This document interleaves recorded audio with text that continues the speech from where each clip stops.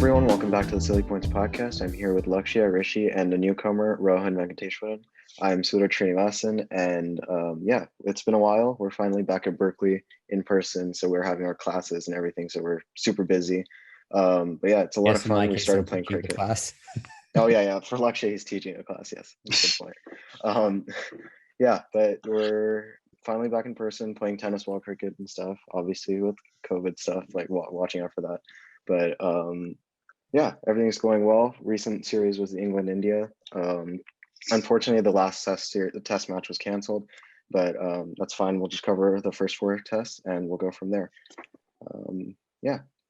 Put the newcomer on the spot. What do you, Rohan? What's up? What did you think about the India-England series? Obviously, it ended at 2-1 with an asterisk because the series had ended. But what did you think of the series? Initial thoughts? I thought overall there were some pretty interesting performances from very different people. Some things that we expected, some things that we didn't expect. I don't want to go too specific in case we start going test by test, but overall, I thought it was a pretty good series. First test, obviously, something different could have happened if the 5th day was played. But I thought it was a pretty evenly matched for the most part in terms of results, but I know on certain days it seemed like almost one team had the upper end, the upper hand on the entire day, but the entire test seemed to be pretty evenly matched. Yeah. Well, I think first up, I think India will be pretty disappointed that the 5th test wasn't played. It was a great opportunity for them to have their first series victory in England after 14 years. They've obviously we've highlighted on our previous podcast that they have struggled in the 2010s in this country, and it seemed like their luck had changed around. And after having a 2-1 lead, there'll be that regret they were able to fully finish it off. But yeah, they also had a great chance of winning the first test. This easily could have gone 3-1 to India. But yeah, I think India would definitely be the happier side here. Obviously, England was plagued by a lot of injuries and not being able to field a constant team throughout the series. But I think India played fairly good cricket. Their pace bowlers who have been excellent for the last 5 years, they've stepped up, and this time the top order and the lower middle have provided a lot of support, and alongside a bit of a comeback of form for both Kohli and Pujara at the latter end of the series. So I think India does deserve a 2-1 lead in the series. They've clearly been the better team, but there's still questions to be made with both teams. And obviously England were missing Stokes. They missed Wokes for a lot of the series, and we saw the impact he immediately had in the 4th test. Broad went after the first test. Didn't have Jofra Archer all series, so definitely not the cleanest series win for India, but they're definitely the better side, and England definitely have a lot of questions to be asked. Yeah. I think one thing that Russia popped up for England that they're really going to need to address, it was pretty impressive how Hasib Hamid was able to come in, plug the opening batting role. They looked a completely different side in some ways after that. But I think one thing they're really going to need to address is their seam bowling, because as was mentioned here, if you've got no Jofra Archer in Australia, neither Ollie Robinson nor Craig Overton nor even Mark Wood really showed the type of skill needed to get anything out of a dead pitch. We know James Anderson can do that, but Anderson's approaching 40 and looked extremely ineffective in the second innings through fatigue. They're going to need to figure out how to get someone to create something out of nothing. And that's the biggest question that they've got popped up here. Well, I think Mark Wood is pretty good for it. Day 4 Lords, flat pitch. He got that game back into England's favor. Yeah, definitely. In that one spell. But yeah, don't disagree. Don't think Ollie Robinson's gonna. I don't think Ollie Robinson. He's been excellent in the series. He's actually made England miss Stuart Broad a little less because of how well he's bowled. But I don't see him being an effective bowler outside of English conditions. Craig Overton. Well, my thing with Mark Wood is it's a valid point that you brought up. Right, he had that really good spell, but that was probably the only thing of note that happened in the series for him, because he can't keep doing that and last a series. Yeah, the thing about Mark Wood is that you need to bowl him in short spells. You can't have him bowl and over spells like a Pat Cummins could potentially do, because that's the type of bowler he is. He's sort of express pace, and he gets a little wayward if you make him bowl for too long. So if he doesn't have the support from other people around him, then it's not going to work as well. I find it pretty funny that we're saying that England seam bowling is kind of suspect because they have so many good players. But Sam Curran, I think he was the player of the series last time India went to England, and he sort of underwhelmed, I feel, the series. Ollie Stone played well when in the India series in India, but I don't know how he play in Australia, as you said. But I feel like they do have a lot of options. Obviously, I think Ollie Stone's already out of the Australia series. I'm not sure, but oh, I think is he's he? injured. His injury is already meant he's not playing that series. That's, Yeah. I guess, even then, though, they have, I guess, a lot of backup options, as you said. Robinson is there and he's been playing well. Wood is there, and then even Well, Overton. I mean, I think England will somehow be able to make up the bowling. I think Broad will be back. I think hopefully they'll have Archer fit because I don't think Archer's going to make the T20 World Cup. And Wood, I think Wood, he won't play all 5 tests, but I think he will be effective. His overseas record is really good. I think the problem with England is their batting. You know, their batting has struggled in all conditions now consistently for the last 4 or 5 years, and obviously Quick this. thing before we go to the batting lineup, I think looking at the other side of the bowling lineup and the bowling attack, spin has always been an issue for England. Do you think Moeen Ali has solved that issue? He had a pretty decent series with the ball. No, he yeah, didn't. it No, he was didn't. He had a terrible series of the ball. What do you mean? His bowling might have cost England that 4 test match. I don't He think went. it's fair to say Moeen Ali had a good Well, series. I don't even That's think picked it's up because a wickets. respectable He series. picked up wickets, right? He I think picked Jack up Leach is wickets. And he's much probably a better better spinner. option than it's going to be than like Bess at least. Correct. That's Moeen Ali not Leach is- saying maybe not much against considering England. John Definitely Best their got best spinner. benched for being unable to Leach is a pop. better spinner, but he's not a better bat. So they're trying to balance this, right? So Moeen can Yeah. provide on both sides. I mean, Moeen Yeah, was but you only saw playing for their the fast Stokes. bowlers. Literally everyone not named Anderson in that lineup can bat. So if you're batting until number 10, you can afford to have a Jack Leach in your lineup, I feel. If it is spinning conditions. If it's in England, you might argue for not having a spinner like sort of New Zealand did in the World Test Championship final. But Spinner proved in key other in places, I Australia feel like though you when can India play. went. Here's with the extra here's the backs. here's the thing. Moeen Ali leaked it 4 runs and over in the game in the 4 tests, which shifted a lot of pressure that Anderson Robinson built up back away from the Indian batsman, and Jadeja went at 1 to 2 runs and over. And even though he might not have picked up bags of wickets, right? He only got 2 wickets each, but that matters a lot. Spinners in these conditions just need to keep control, and Moeen Ali had no sense of control, and he didn't even make that many runs this series. So I agree with Rishi here because one thing I'll point out is in a place like Australia, the spinners are not going to be playing in paradises most of the time. They're not going to win you games on the strengths of wickets alone. What's going to have to happen is you're going to have to dry up runs, continue bowling a tight line on the off stump, and wait for the batsman to make a mistake. That's typically how you get it. That, or you end up bowling at 90 miles an hour, coaxing reverse swing out of the pitch. England don't have a durable 90-mile-per-hour bowler who's going to be available to them in Australia. The spinner's role is going to be extremely important because bowlers like Ollie Robinson are not going to get wickets if the batsmen aren't under pressure, because the ball goes dead in the 30th over. And after that, it's just ping it on off stump, hope that the batsman nicks one off. And if you've got Moeen Ali conceding 4 runs and over, it really complicates the calculus because all the pressure's let up. Too much speculation on the Ashes. They're not gonna win that anyways. They're not even winning series at home. I think they need to figure out combo at home. And I don't think Moeen Ali, he only played over Jack Leach because they're missing that Ben Stokes and they were missing Chris Stokes. They didn't have that. Yeah. They didn't have that 5th bowling option that's also a bat. I'm sure we cover this in the New Zealand series as well. Jack Leach is only playing. The only way they could play Jack Leach if Stokes was there to be the 4th seamer, because they need 4 seamers in these conditions. And this is not like only an England problem. India also had the same problem in balancing their team because they went with a better batsman out of their 2 spinner options, right? But I think I think batting is more of England's issue. I think spin is not extremely effective anyways in England conditions or Australian conditions, but it's pretty clear Moeen Ali is not better than Jack Leach. I think with batting wise. Sorry, go ahead. Speaking of England's batting, I thought that it was pretty surprising, at least to me, that they dropped Sibley out of the 2 of him and Burns, because I thought Sibley played pretty well in the sense that he was able to take up balls in sort of like a Pujara type role.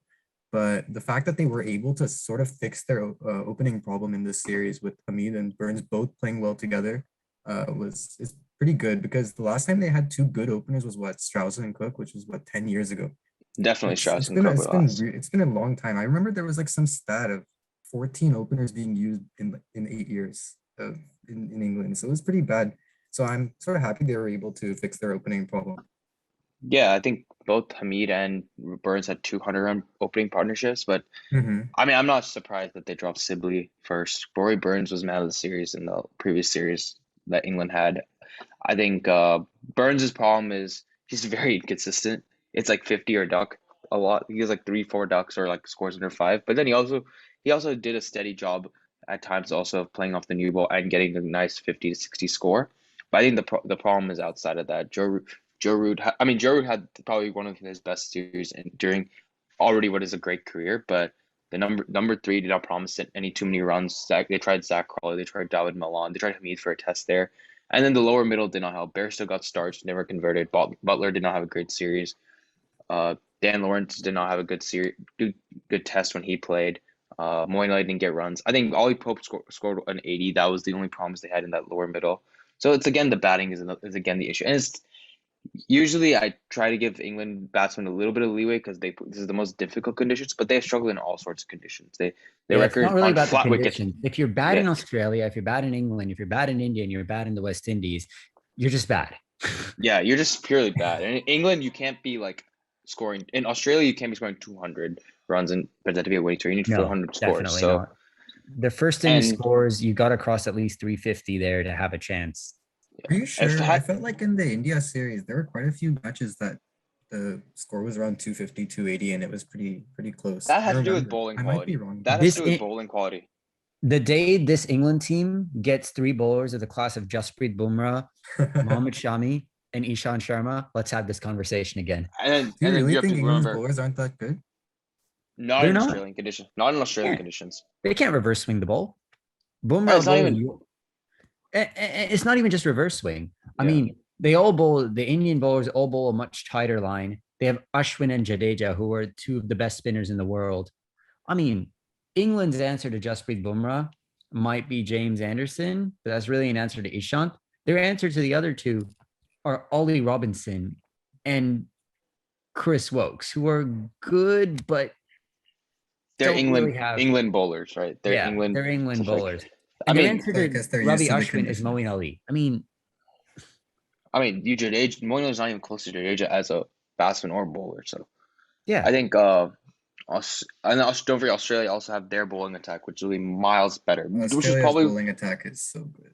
Australia and Indian bowling attack is really, really good, which is why the India-Australia series, even though the pitches are not super bowling conducive, the scores still tend to be like 250, 300. That has more to do with bowling quality. And the fact both the That batting makes lines were sense. not, it's not like both batting lines are that amazing either in that series, but England's batting lineup is pretty, out of the top 4 sides, it's definitely the worst out of the 4. And India could have had 2 innings defeats, I think, 2 innings victories if it hadn't been for Joe Root in the series, to be honest. He brought back some of his, I think this is 2021 is probably his best year since 2015 or 17.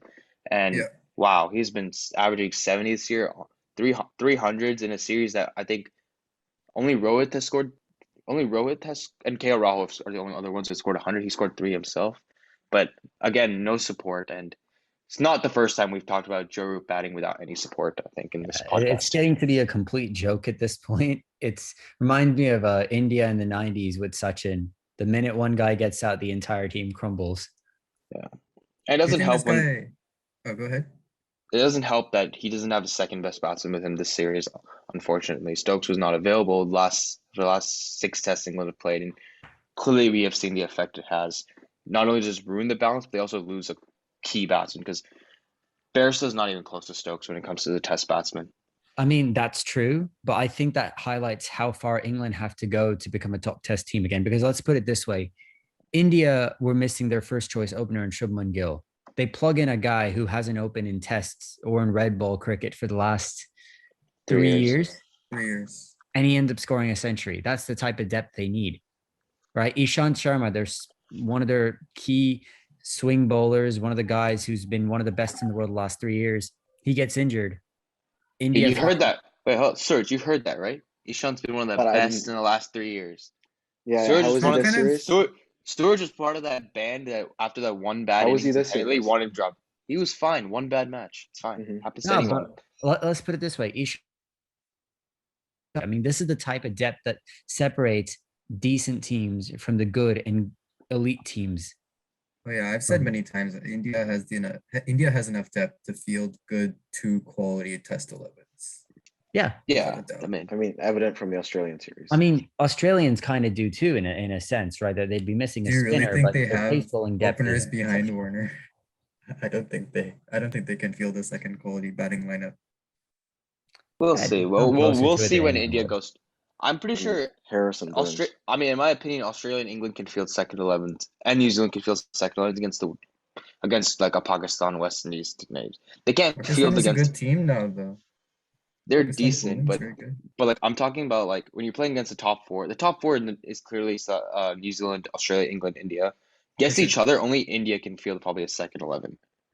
But Mhm. the other threes can field second 11s against your like Bangladesh, West Indies, Yeah. Sri Lanka nations. So In I terms do of- want to touch go upon ahead. one thing. We spent all this time talking about England and what they could improve, whatnot, but I don't think we give enough credit to India for the dominance that was shown here. Outside of one test, it was very clear which team was a better one, and it was not England. I mean, I think one thing I felt like was key was India's batting took a huge step up from last time they toured in England. You've got batsmen who are able to apply themselves. Let's just start with the openers. Rohit Sharma, completely different game than we thought he had the capacity to play. He's never played like this in overseas conditions. What stood out? it's just the dude wanted to bat. Rohit clearly wanted to bat. He was ready to take up his time. There were a few innings where his strike was lower than Pujara's, and Pujara was scoring 50s as well. But he was ready to take up balls. Um, kept it played really close and tight to his body. Him and KRL had a pretty similar game plan. Waiting for loose ball in their stumps, only driving very close to their body, and they're willing to leave for long periods of times. I think Lord's day one they showed their application the best. I think that's when KRL got 100, Rohit got 83. I think they were going at 1.5 an hour for the first 20 overs, and they ended the day at 230 for 2 in 90 overs, and that platform set up an incredible victory for India. But I think Rohit and KRL have been absolutely fantastic series. And this is not something you don't expect overseas openers to do well in England.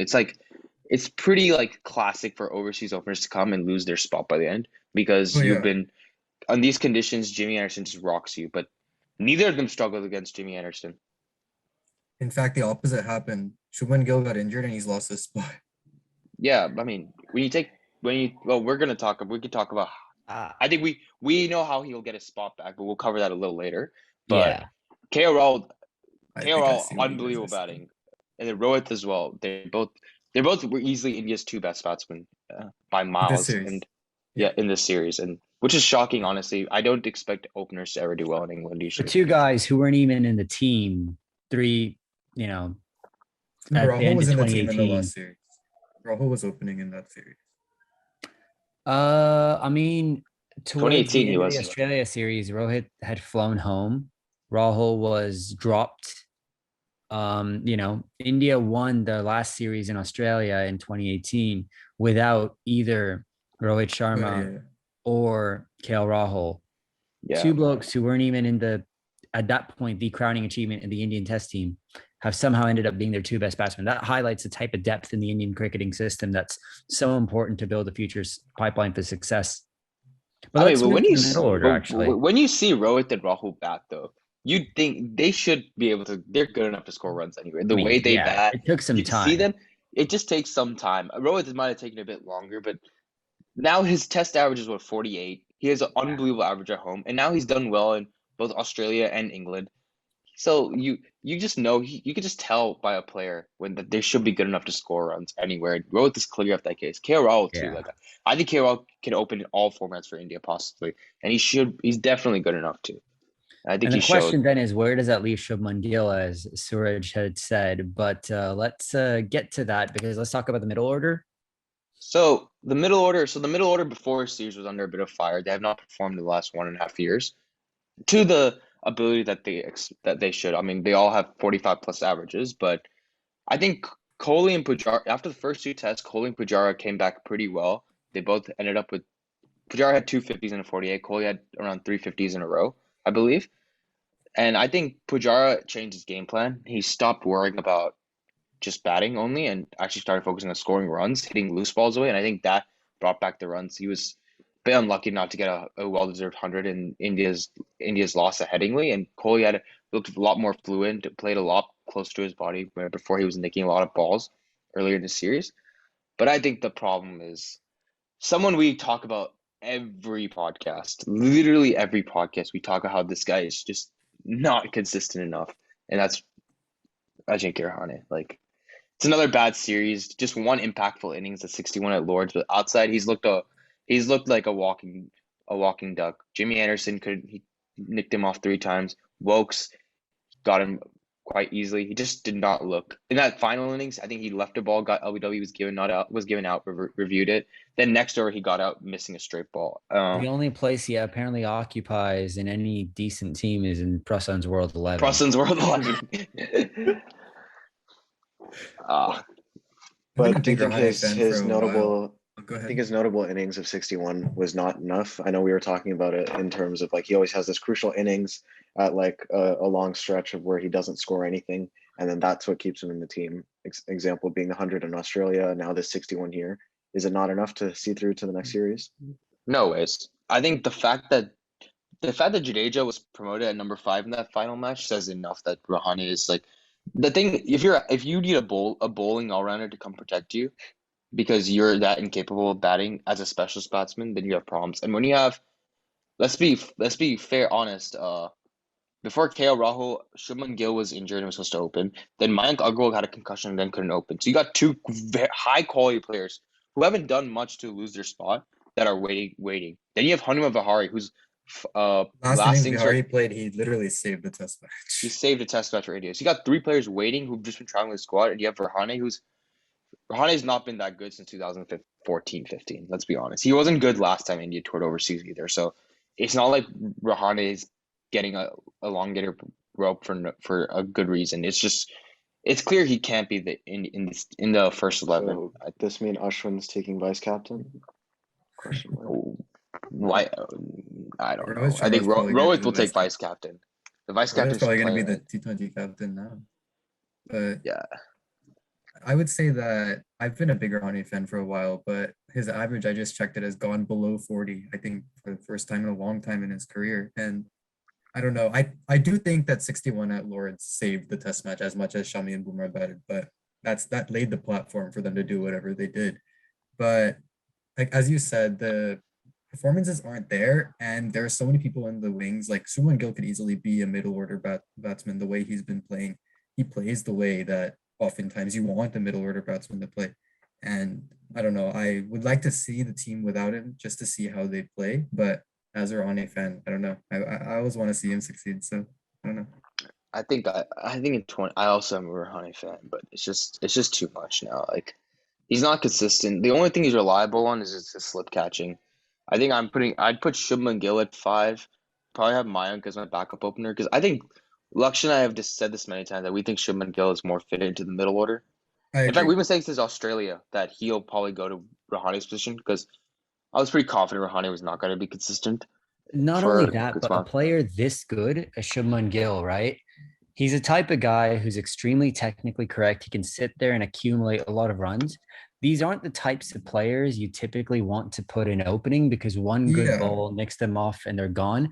Players like Rohit Sharma who are, who can take the game in a session, spin it on its head, but also have the temperament to grit out, 20 off of 100 balls. Those are the types of players that can fit really well in opening. Shubman Gill is a very classy, very technically correct batsman, but although he's had success opening in the Ranji Trophy, I would also caution by saying that the ball goes dead there within the first 10 overs. The type of innings that he plays, the type of games that he plays, he's best in the middle order. And I think, honestly speaking, Rahane's time in the team is up. And I think it's going to be Shubman Gill coming in at number 5. And I think it's good. And I think then the question obviously becomes, I think one thing to address is, has Pujara done enough to keep his spot? Would Gill be better at number 3 or number 5? And that's another question to have. Oh, I think Pujara's done enough. Yeah, I think he's done enough. I think he has honestly, too. The Indian fan base is just kind of crazy in the sense that the whole talk about Kohli not doing enough to keep his spot because of the fact that he hasn't scored 100 in 2 years. Is that really your standard for a player keeping their spot? I mean, we can't. I don't. If we had to deal with what Indian fans were saying, then we'd just be complaining nonstop because most of them don't have any sense, right? A lot of them want Ishant dropped after one bad test. I mean, even Suraj did, but Suraj can be a little dumb sometimes. My Indian fans would want Sachin dropped after he scores a He was century dropped, because I he mean. didn't score a double. So let's not get into that. Yeah, I I do think, think Pujara did enough. Yeah, I think Pujara. The thing with Pujara was he started batting a bit like the 2018 Border Gavaskar Pujara, where he was still intent on scoring up bad balls, but still occupying the crease for a long period of time. His strike rate, which has been like 20, now went to 40, 50, which is what we expect from Pujara. And we've talked about Pujara being like, I expect Pujara to average 50 plus. I don't expect him to play 100 balls. I think Pujara is a good enough player to average 50 plus in Test cricket, and he clearly showed that ability again in the last 3 tests. So I think he's done enough. I think Pujara has still a couple more years where he can uh still dominate Test cricket. And yeah, I mean, if he has a couple more bad series, then yeah, you'll have to look at a player like Mayank Agarwal because I think the opening pair is set. I think if you could succeed in these conditions, I think Rohit Rawal could succeed in any conditions against any bowling attack. So I think though Mayank will have that backup opener spot, and Gill, maybe Vihari will get that number 5. But I think now we should move on to the debate that obviously is something that everyone has a different opinion on, and it's the omission of Ashwin for 4 test matches in a row. They played Shardul Thakur over him. They played 4 fast bowlers, and we can't really say the move has not worked, but is it a respectful thing to do when you're have probably the number 1 bowler in the world, at least the best spinner in the world, who has success in these conditions, only like a month ago had success in these conditions? Was it right for India to have him on the bench, despite how well Shardul Thakur played? I would say that it made sense. The decision made sense, and Tucker sort of proved it. The test match that they had, where they had 4 fast bowlers, uh, I did not trust the batting depth in the team. I do think at some point you have to leave out a spinner in conditions, even though Ashwin was their best bowler, not their best bowler, but he had the most wickets in that World Test Championship final. I think at some point you have to consider what's best for the conditions, and I think Ashwin understands it as well, the way he's been talking about it. But I do think that they should have tried playing him at least once, just to see how it is with Jadeja. Because Jadeja, you can't drop him. He's been averaging 50 in the last 3 years. And he's bowling well, so. I think India didn't go wrong with their selection of the bowlers. I think they ended up giving Ajinkya Rahane one too many games. I think Ashwin's batting had really rebounded in the last year. He's a proper batsman. He's done really well in the hardest of conditions. He batted well in Australia, batted well in India. Honestly, he batted better than Rahane. I would have thought Jadeja can bat at 5, Pant can bat at 6, Ashwin can bat at 7, Shardul can bat at 8. I don't think it was the right decision. To be fair. I think You're playing Jadeja, Ashwin, and Jadeja is not a tailender. It's not right to think of him as a tailender. You're playing 6 bowlers. Yeah, you're playing 6 bowlers, but 6 bowlers, yeah. Based on Lakshya's attack, yeah. Yeah, that's fine. So Greg Chappell actually said that if Pant and Jadeja's batting keeps going up, India can look at a team where they play both Ashwin and Jadeja, and they play a pace bowling order, which would be either Hardik Pandya or Shardul Thakur, and then a Pant at 5, or you could even have a Pandya at 5 and have Pant lower, because we've seen this series. Pant was okay this series, had a lot of starts, obviously had played a couple rash shots, but something to expect from his game. But we've seen that it's been popularly noted that he might be better playing at 7 instead of coming at 6 a bit too early, so he can counterattack a little easier then. But I'm still Ashwin's batted at 6. He's had some success. I will just put it out there. That was like 5 years ago. I mean, yes, I don't think he should be batting at 6. I think Punch should be batting at 7. But bluntly, the fact remains that at the end of the day, if you're judging a batsman by his runs, Rahane was never going to succeed in this test series. He didn't have a track record of success outside of that 1 century in Adelaide for almost 2 years now. And if you're going to say, I need to pick a guy for his batting, well, I don't think you can pick Ashwin to replace Rahane's batting. I agree with you don't want to replace the level of batting that Rahane has. You want to replace the level of batting that you want in a number 5. Yeah, you would replace Rahane with a Gill. I don't agree with Greg Chappell or your idea of having one of the all-rounders bat at 5. I think even the specialist batsman plus a keeper. I think having 4 plus your keeper and then all rounder is a bit too much. I know how good of a batsman Jadeja is, and I do think he would be a top 5 batsman in most teams. But I think you would still rather have one more batsman. Plus, India's bowling attack is so good. Why would you need 6 bowling options? Well, let me ask you I this. think- Do you think Jadeja makes the Indian team as a specialist batsman? Yes. Mhm. Yeah, In he's that We've talked averaging about this 50 in the before, last too. 3 years. He has. In that case, he could be treated as a specialist batsman and bat at 5. Bunt would bat at 6. Then your question would be, is Ashwin good enough to make the team as an all-rounder? No, You but don't then need 7, Ashwin. 8, 9, 10, and 11 to always. Well, if Ashwin is 8, based on this series, I would have Shardul Thakur ahead of Ashwin. It actually would kind of depend on game situation because they have very different styles. But I don't know if Jadeja is good enough for 5. No, I don't know about that. I think I he's don't think done. he can be a number 5 either. Yeah, that's I think he can be a batter. Yeah, maybe if he's a specialist 6 or 7, maybe, but 5 is a bit too much. I mean, he's not good. Imagine him walking in a 10 for 3. I think that's a little too much to expect from him. And I think even he himself would not want to be batting that high up in the order. Like he had an okay series. He averaged like 25 with the bat this series, so it's not like he's blown it away with the batting in these conditions, right? He does well batting with the tail. He does well batting with an established partner as well. But I think 5 would just be a little too high for him. And you are depleting batting, and at the moment India is a bowling team, so there's no need to deplete batting further just because we want to fit in all the bowlers. And yeah, it means you have to make a tough call because Ashwin does not deserve to not play in any team in the world. He does not deserve to be dropped ever. Jadeja doesn't either. But Shardul Thakur has performed amazingly, but also Shardul Thakur is probably not good enough to be a top 3 pacer for India, right? I don't think. I think I agree with you. I think what this series has highlighted is that India does not, or rather that India needs a good pace bowling all-rounder. Because as well as Shardul Thakur has batted in the last few series, the man averages 17 in first class cricket. I don't know how much he can sustain this stuff. And Hardik Pandya, he played well in the Australia ODIs, but I don't know. He hasn't been super great recently.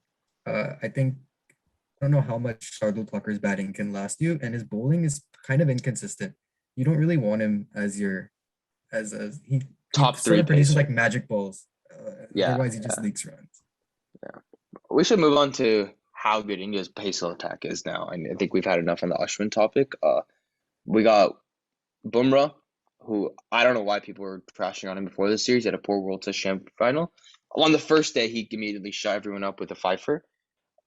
Siraj, Shami, Yadav, Ishant, all have had pretty good series. They've proven again that they're one of the best bowling attacks in the world. 5 pacers, extremely consistent. What do you guys think?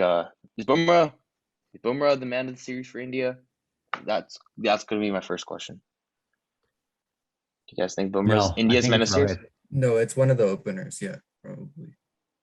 But Bumrah's a close second, I agree. But I think it's got to be Rohit. But to focus more on what Bumrah does so well, I think I was talking about how difficult it is to get assistance on some of the deader parts of the test match. And I think reverse swing has mysteriously disappeared ever since Newlands.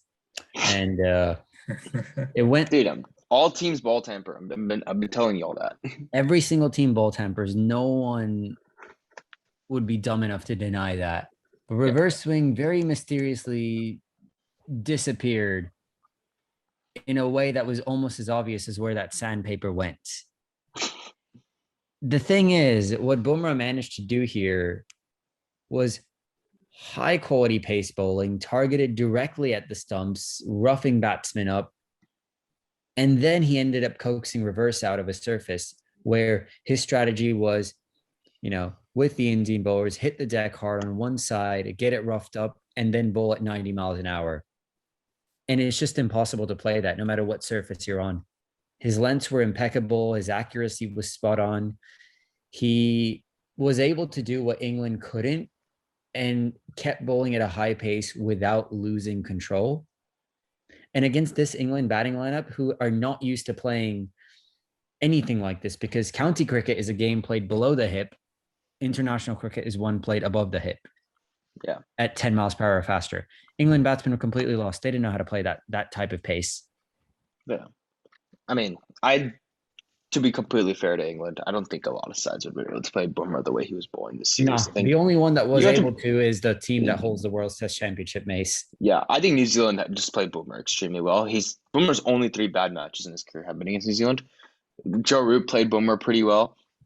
I think only a couple of other batsmen I could probably name that would be able to play Bumrah that well. He bowled unbelievably well in series, and then not fair with conditions favoring his bowling style. It's just a nightmare for the batsman. And then he was also able to help India in an area they've struggled a lot, which is bowling to tail-enders. But he got his Yorkers pinpoint. Think of how many times he got Jimmy Anderson York and plenty of and Craig Overton and Ollie Robinson, and Bairstow. it was pretty much top class. I think around 20 plus wickets in the series in 4 tests. So yeah, okay. So I who are had your Bumrah. 3 seamers then? Your I was top about 3 to ask that seamers. question. I think you can always rotate it around. I think India rested He asked for your Shami. top 3, not your top rotation. No, but like India rested He Shami. just They doesn't did want to leave fine. Ishant out. That's the issue. Oh no, I would pick the no, same from the World Test Championship final. I would go Bumrah, Ishant. I'd still go Ishant. Ishant can retire when he wants to. He'll never be dropped from my team. Bumrah, Ishant, and Shami. Yeah, that's the one I would. I think in home conditions, Boomer would always get rested and not put Yadav there. You would And just Siraj is completely fourth leave him fixer. out. I don't think Boomer can play all formats and all test matches. That's just too much. And he's also a high pick in IPL and stuff. They just impossible for him to play all cricket. He's just He's not good gonna play enough, at home, though. but he That's it. shouldn't. It's Yeah.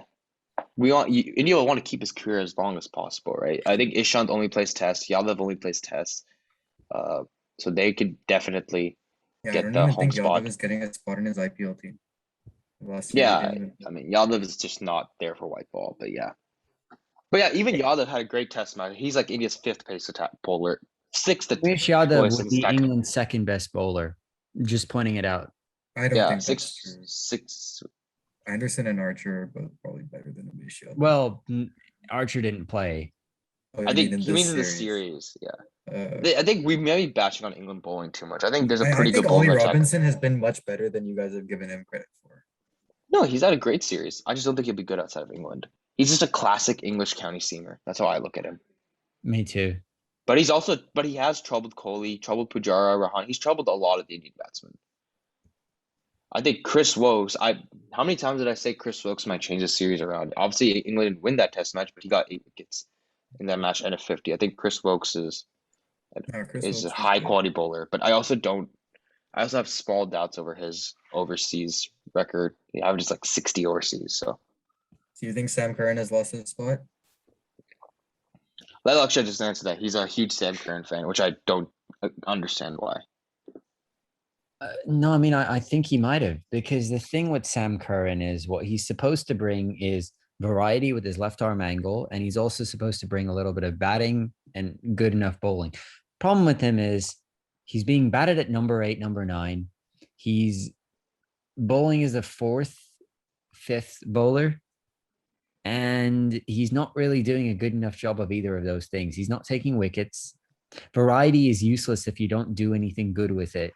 He's not swinging the ball enough, and he's not batting long enough to justify anything. A couple punchy 30s doesn't get you anything.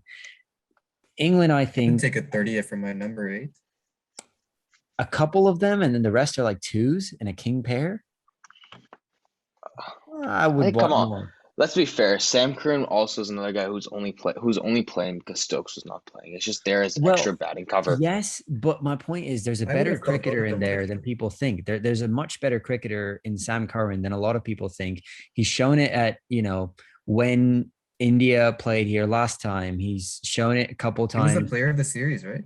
Yeah. I wanna say My that's point true. is England have to decide what they want from him. Do they want him to continue being a bits and pieces player, an actual bits and pieces player, not what Sanjay Manjrekar thinks Jadeja is?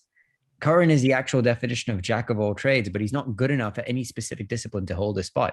But So he didn't mean the single team. player, no, every So he single sh- player who's ever seen him play for Surrey, every coach there has said he's a genuinely good batsman, but he needs to be trusted with that. Maybe go to county cricket, start batting at number 3, number 4, make a spot as a batsman, as so many other all-rounders have done, or work on your bowling, start, trying to crank up your pace another 5 miles an hour. If you can get up to 85 miles an hour with that swing, you'd be a legitimate threat in test, but you can't keep bowling 78 and think you're going to do well against this type of batting lineup. This doesn't work. It's another case. It's another case of Moeen Ali, right? Because like for the past few years, Moeen Ali has struggled with what his definition of his like role in the England side is, but especially for like the ODI squad and T20s. But same thing with Test. Once he's given a defined role, he knows exactly what he's doing and he's able to perform that way. I think it's sort of the same thing with Curran, and as he matures, I'm sure he'll fill that role. I think if Curran is going to be a batsman, he has to go back to county and bat him. At least bat 5. That's like the max he can go. Bowling, I can name 6 better bowlers in England have than him. So I just don't see how it's there.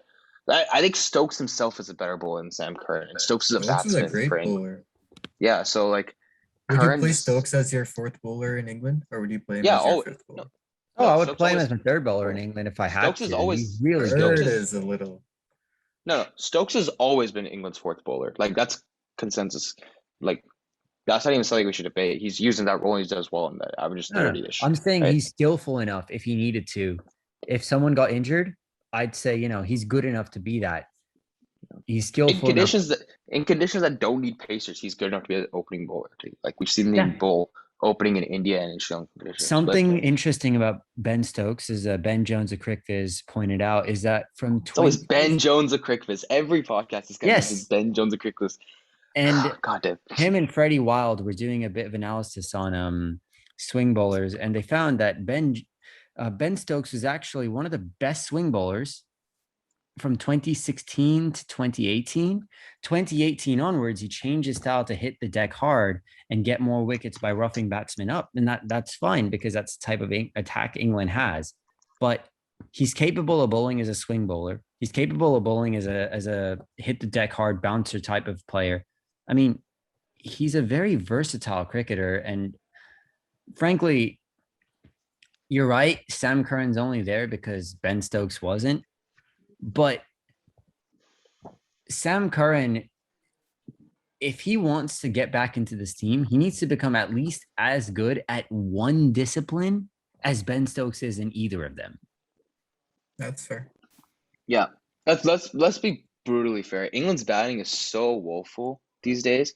England keep trying to pick bowlers who can bat just to cover it because they just hope that the 20 runs the 20 extra runs that a Sam Curran and Moeen Ali can bring over like a Jack Leach or Mark Wood or like a Stuart Broad, like a specialist bowler would bring, can offset the fact that none of their top bowlers score 50 plus consistently. They were batting Robinson at 10, right?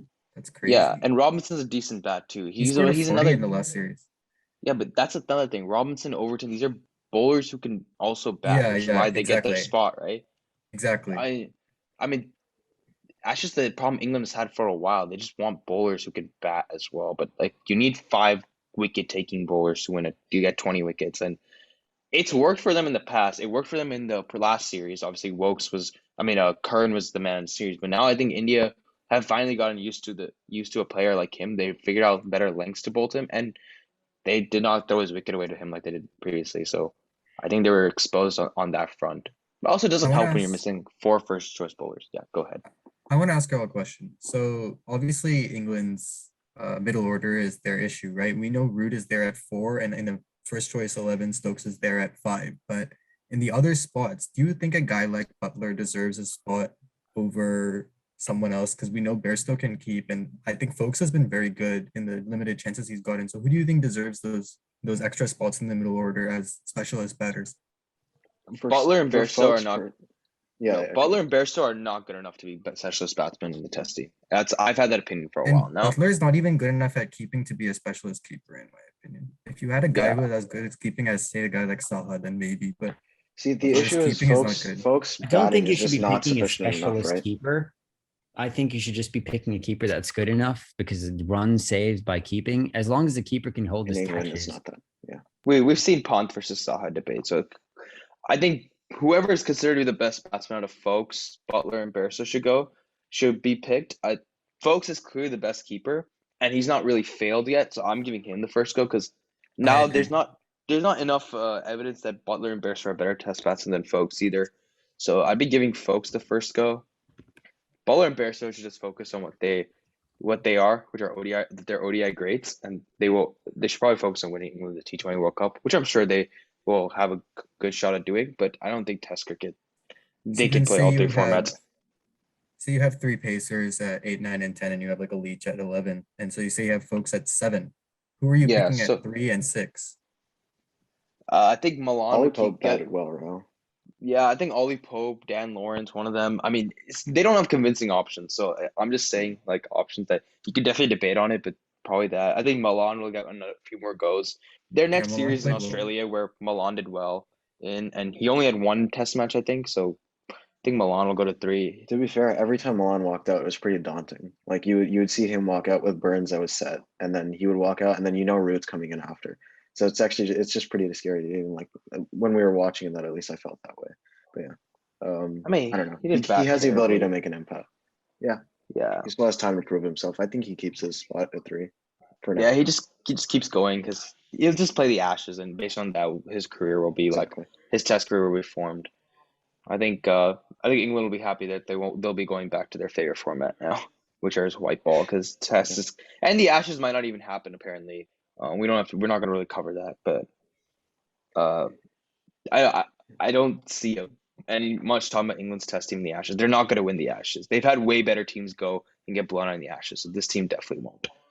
But I think it's fair to say Joe Root's England's man of the series, right? I think we can all agree on that. He's the man of the series. He's the man of the series, right? 2-1. It's no not even close. Not even close, right? So also, quick thing for the you guys say Rohit. The 4th test, I felt like Thakur. Yeah, sorry. For the 4th test, I felt like Thakur should have gotten man of the match. Just saying, not Rohit. I know Rohit had a great knock, but yeah, I agree. Thakur had 2 great innings, and the bowling. I mean, he was there, golden arm. Yeah, I think I agree with you. I think I agree with that. I also agreed. I can see arguments the other way, but I agree with you. Didn't he get ruled out both times? I'm looking right now. Yeah, he got ruled out at least. No, Yadav got him out once. Yadav got him out first innings. Yadav got him out first innings. Yeah, that was I know a lot of people were debating it. I think the thing was India basically turned the match around in the 3rd innings, and the 3rd innings was Rohit's 100 that highlighted it. So I think that's why they gave him the man of the match. But yeah, Thakur's breakthrough of Rory Burns in the final day opened it up for Bumrah's reverse swing spell, but then also the 50 he made on the first day got India from a total of 120 to 190. But yeah, it's definitely a close one. India man of the series, guys. You guys say Rohit Sharma, maybe Rohit. Yeah.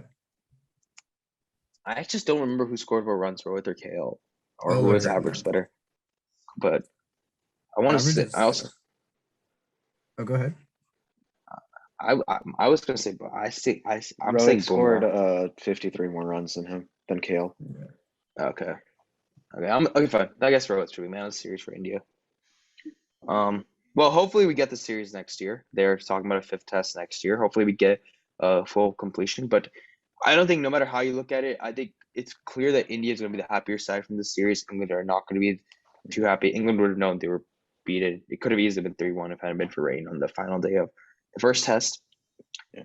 Although if England's bats were working in the 2nd test, it could easily have gone the other way as well. So they collapsed really badly on the last day. Yeah, but the game was still played, right? The first test, India were denied. But I mean, if my grandmother had wheels, she'd be a bike, right? Like. Yeah, but the rain is not a controllable factor. Yeah, I completely agree with you. Yeah, I think we all seem to. I think there's not too. I think with England, there's still a lot to be debated about their future. I think India only really has to look at that number 5 spot. Yeah, I think everything else they've kind of fully set. And I don't know. I'm still not sold. I feel like they really need a good fast bowling all-rounder. Like, even if you look at all the other teams, a guy like Kyle Mayers can come and bowl really quality overs for you. And I don't think they have that, because as what I said earlier, as good as Thakur has been while batting, I don't think he's proven enough. And you need someone who can bat and bowl like seam bowling. Look. You're talking. Shardul Thakur was picked as the 3rd pacer. He's not good enough for that. But the truth is, there's not too many seam bowling all-rounders other than Jason Holder and Ben Stokes who are really No, good. every team has one. If you look at Australia, they have a No, Cameron Australia Green. does not have. Australia Oh, they does have- not. They have Cameron Green. Cameron Green hasn't exists, proven right? anything. He hasn't even Yeah, taken a wicket. we don't know if Cameron Green is going to have a good career. Cameron yet. Green hasn't even taken one test wicket. But the point is, even if India tried to look for one, they couldn't find a good They seam do. bowling all-rounder. Hardik Pandya is not fit enough to bowl right now. That's why he's not picked.